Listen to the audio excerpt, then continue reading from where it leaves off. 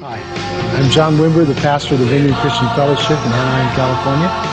And we're here today in our old warehouse in the sanctuary area, or what we use for a sanctuary, to talk about worship. In the last few times we've gotten together, we've introduced worship as the intimacy that we can experience with God, and we've talked about worship in terms of the triune God and who He is and who they are, God the Father, the Son, and the Holy Spirit.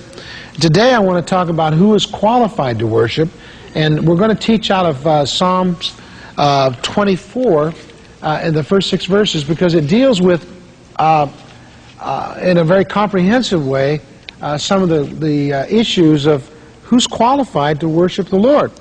And I think that before we get into the psalm itself, I want to talk about one thing, and that is that the first thing we need to know is that we must be clear who owns the universe. That is to say, we're designed to worship. As I understand the creative act of God, He's made us into worshipers. And we'll worship something or somebody because that's what we're made for.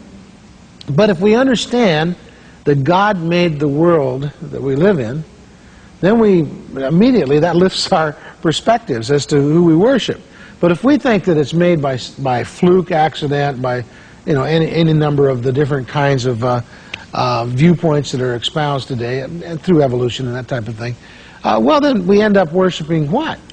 Nature, the mountains, great sunsets, lovely beaches, in remote parts of the world.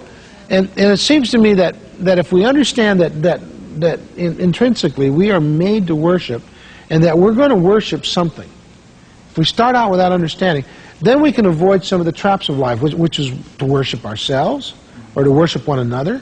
I mean, there's nothing, I've been a pastor a number of years now, there's nothing more unfortunate than a couple that worships one another.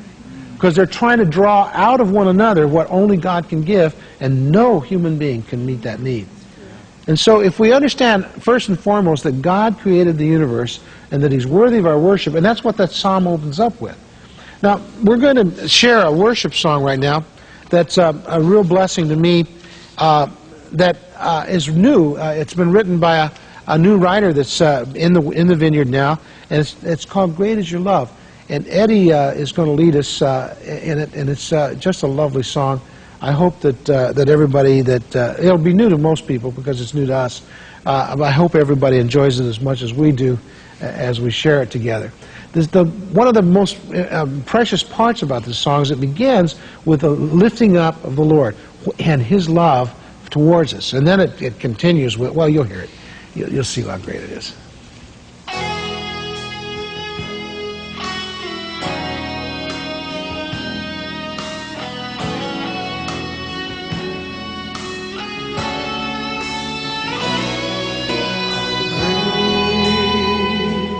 Is the love that